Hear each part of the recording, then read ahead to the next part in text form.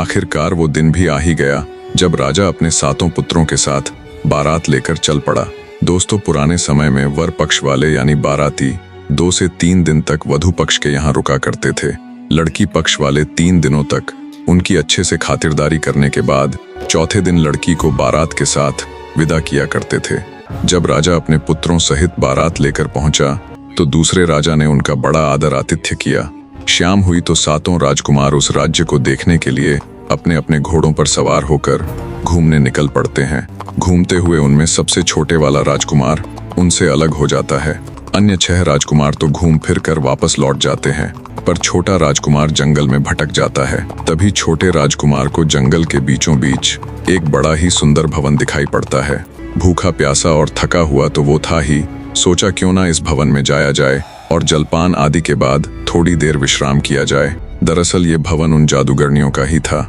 जब राजकुमार अपने घोड़े को बाहर खड़ा करके भवन के अंदर गया तो वहां उसे कोई नजर नहीं आया। भवन में घूमते घूमते जब वो ऊपर वाले हिस्से में पहुंचा तो देखा एक आलीशान कमरे में एक अत्यंत सुंदर बिस्तर बिछा हुआ है, जिस पर बड़े सलीके से पुष्प आदि रखे हुए हैं। उस बिस्तर को देखते ही थका हुआ राजकुमार खुद को उसके ऊपर लेटने से रोक नहीं पाया।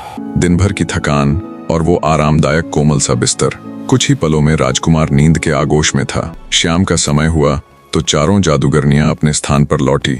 जादूगरनियों ने जब सोते हुए उस सुंदर नवयुवक को देखा तो उनकी चांदी हो गई।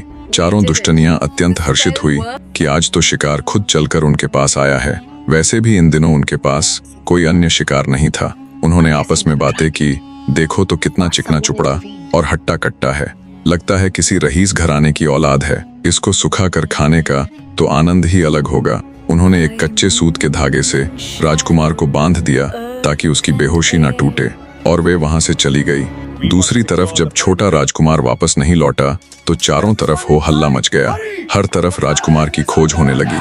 जब अत्यधिक खोजबीन के बाद भी राजकुमार का कोई पता ठिकाना नहीं चला तो उसके पिता ने लड़कियों के पिता के पास संदेश भिजवा दिया कि मेरा सबसे छोटे वाला पुत्र राज्य की रक्षा के लिए राजमहल में ही रुक गया है। अंततः छोटी राजकुमारी का विवाह राजकुमार की कटार के साथ कर दिया जावे। शुभ मुहूर्त आने पर शेष 6 राजकुमारों का विवाह पूरे विधि विधान के साथ हो जाता है और छोटे वाली राजकुमारी को राजकुमार की कटार संग फेरे दिलवाकर ब्याह संपन्न करवा दिया जाता है। कहानी की पूरी वीडियो एक बार में देखने के लिए नीचे दिए गए लिंक पर क्लिक करें अथवा चैनल विजिट करके भी देख सकते हैं।